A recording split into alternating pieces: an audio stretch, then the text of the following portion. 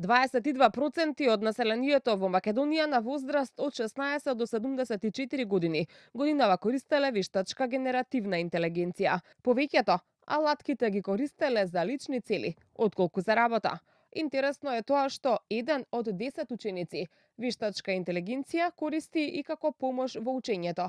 Како најчеста причина зошто не користеле алатки, 43% од граѓаните на Македонија рекле дека немале потреба.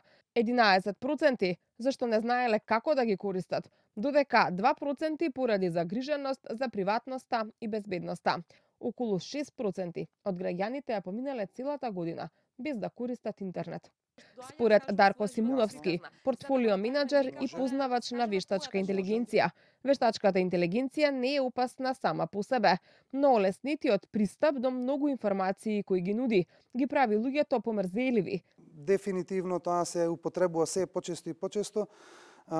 Од една страна е подобро затоа што ефектот дефинитивно ќе биде посилен, но меѓутоа од друга страна луѓето се ставаат самите во една комфортна зона каде што народски кажано помалку ќе го користиме мозокот во одредени задачи.